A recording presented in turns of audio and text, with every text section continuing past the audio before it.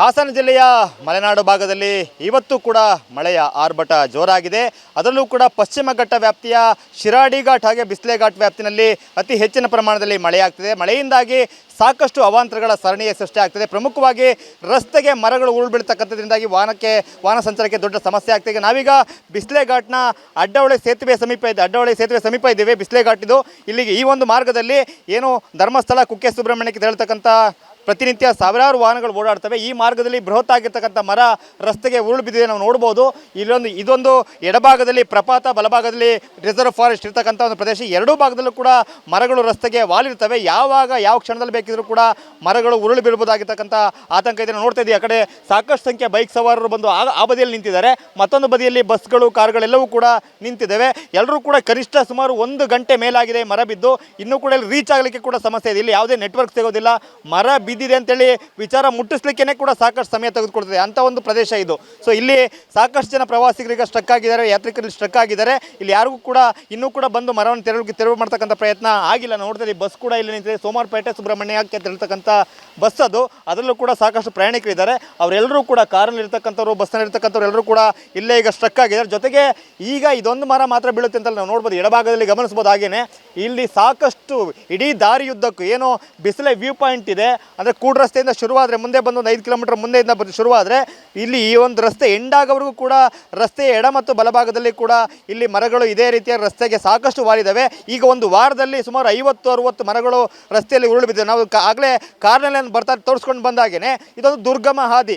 ಯಾವ ಕ್ಷಣದಲ್ಲಿ ಎಲ್ಲಿ ಬೇಕಿದ್ರೂ ಕೂಡ ಮರ ಉರುಳಿ ರಸ್ತೆಗೆ ಬೀಳ್ಬೋದು. ಇಲ್ಲಿ ಸವಾರಿ ಮಾಡ್ತಕ್ಕಂಥ ನಿಜವಾಗ್ಲೂ ಕೂಡ ಒಂದು ರೀತಿ ಆತಂಕದ ನಡುವೆ, ಭಯದ ನಡುವೆ ಇಲ್ಲಿ ಪ್ರಯಾಣ ಮಾಡಬೇಕು. ಈ ಕ್ಷಣ ಕೂಡ ಇಲ್ಲಿ ನಿಂತಿರ್ತಕ್ಕಂಥವ್ರು ಕೂಡ ಯಾವ ಮರ ಉರುಳು ಬೀಳುತ್ತೆ ಅಂತಕ್ಕಂಥ ಒಂದು ಲೆಕ್ಕಾಚಾರ ಇಲ್ಲ. ಅಷ್ಟೊಂದು ಆತಂಕ ಇದೆ. ಅಷ್ಟು ದೊಡ್ಡ ಮಟ್ಟದಲ್ಲಿ ಗಾಳಿ ಬೀಸ್ತಾ ಇದೆ. ಈಗಲೂ ಕೂಡ ಮಳೆ ಬರ್ತಾ ಇದೆ. ನಮ್ಮ ಜೊತೆ ಮಾತಾಡ್ಲಿಕ್ಕೆ ಸ್ಥಳೀಯರಿದ್ದಾರೆ. ಸರ್ ಹೇಳಿ ಸರ್, ಇದು ಎಷ್ಟೊತ್ತಿಗೆ ಮರ ಬಿದ್ದಿದೆ, ಯಾವ ರೀತಿ ಇಲ್ಲಿ ಪ್ರಯಾಣ ಇರುತ್ತೆ ಸರ್? ಪ್ರಯಾಣ ತುಂಬ ಕಷ್ಟ ಇದೆ. ಇಲ್ಲಿ ಪ್ರಯಾಣ ಮಾಡೋರಿಗೆ ಪ್ರತಿದಿನವೂ ಇದೇ ಥರ ಆಗ್ತಾ ಇದೆ.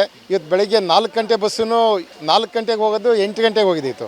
ಈಗ ಮಧ್ಯಾಹ್ನ 1 ಗಂಟೆಗೆ ಹೋಗೋದು 4 ಗಂಟೆ ಆಗ್ತಾಯಿದೆ. ಪ್ರತಿದಿನ ಇದೇ ಥರ ಆಗ್ತಾಯಿದೆ. ಇದನ್ನು ಫಾರೆಸ್ಟ್ನವರು ಗಮನಕ್ಕೆ ತಗೊಂಡು ಲೋಕಲ್ನವ್ರಿಗೆ ಯಾರ್ಯಾರು ಒಬ್ಬನಿಗೆ ಪರ್ಮಿಷನ್ ಕೊಡಬೇಕು, ದಾರಿ ಬಿಡಿಸ್ಕೊಡೋಕ್ಕೆ. ಲೋಕಲ್ನವ್ರಿಗೆ ಕೊಡಬೇಕು, ಬೇರೆಯವ್ರಿಗೆ ಕೊಟ್ಟರೆ ಏನು ಪ್ರಯೋಜನ ಆಗಲ್ಲ. ಸರ್, ನೀವು ಎಲ್ಲಿಗೆ ಹೊರಟಿದ್ರಿ?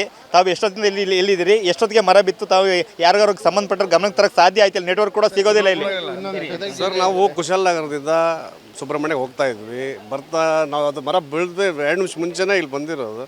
ಇಲ್ಲಿ ಯಾರಿಗಾರು ಇನ್ಫಾರ್ಮೇಷನ್ ಕೊಡ್ಬೇಕಾದ್ರೆ ಸಿಗ್ನಲ್ ಬೇರೆ ಇಲ್ಲ.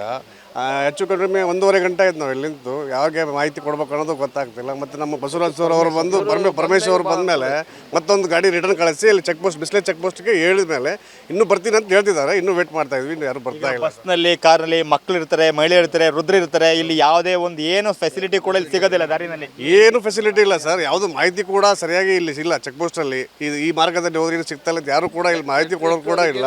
ಭಾಳ ಇಕ್ಕಟ್ಟಾದ ರಸ್ತೆ ಇದು. ಪ್ರಯಾಣಕ್ಕೆ ಏನು ಅಲ್ಲ ರಸ್ತೆ ಇದು. ಆ ಥರ ರಸ್ತೆ ಪ್ರಯಾಣ ಮಾಡ್ತಕ್ಕಂಥ ಕೂಡ ಒಂದಿಟ್ಟು ಜೀವ ಕೈಯಲ್ಲಿ ಹಿಡ್ಕೊಂಡು ಪ್ರಯಾಣ ಮಾಡಬೇಕಲ್ವಾ? ಇದು ಸತ್ಯ.